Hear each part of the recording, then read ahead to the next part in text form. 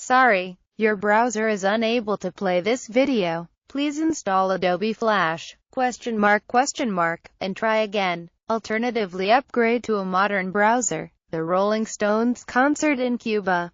Finally, the times are changing, proclaimed Mick Jagger to a vast, euphoric crowd in Havana on Friday night, as the Rolling Stones completed their Latin American tour with a concert that may well prove a pivotal moment for a generation of Cubans. Hundreds of thousands thronged to the Ciudad Deportiva Stadium to see the British rockers, who follow hard on the heels of a visit by Barack Obama, in a week that few on this island are ever likely to forget. Amid growing hopes of reform and further opening, the Stones frontman emphasized how far the country has already come in cultural opening from the 1960s, when their songs were considered ideologically divergent. "We know that years ago, it was difficult to listen to our music in Cuba, but now here we are in your beautiful land?"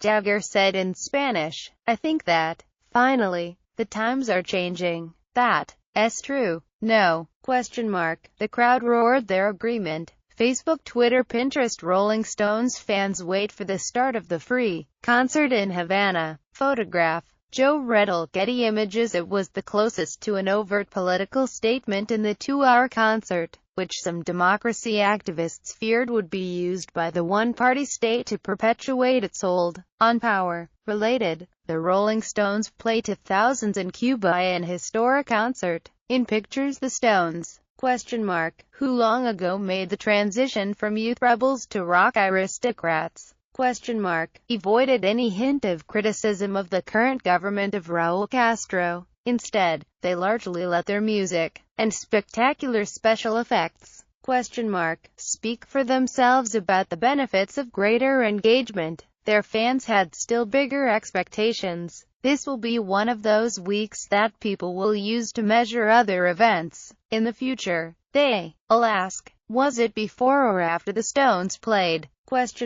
Predicted Tanya Livia, a businesswoman attending the concert. "This is the biggest moment in my life," said tattooed club owner Ferrer Castillo, who had traveled 200 kilometers by bus and taxi to see his heroes. "For me, this is a historical moment on the same level as Nelson Mandela walking out of prison," suggested Françoise Freyssnat, a French woman who said she has seen at least 25 gigs by the Stones. Another fan from Brazil pushed her way to the front to ask, "Where do I get a concert t-shirt?" But it wasn't that kind of gig. This was a free concert, rushed into being in just a few months. There were no seats, no refreshment kiosks, and only a handful of rusty metal portable toilets, with no turnstiles. Estimates of the crowd size were largely guesswork. Some said 200,000, others more than 500,000. All this observer can report is that it was dense, stretched in all directions as far as the eye could see, and was extremely good-natured. Facebook, Twitter, Pinterest. Rolling Stones fans sporting U.S. and Cuban flags at the Ciudad Deportiva ground. Photograph Joe Redl. Getty Images. When it came to the staging, no expense was spared. Even before the music started, the lighting and video displays were breathtaking. While many Cubans have to make do with small, old grainy televisions in their homes, here they were suddenly in a field staring up at giant high-definition screens. Considering the paucity of time that the team had to unpack the 85 container loads of equipment, set up the stage and erect the lighting rigs and screen towers, there were remarkably few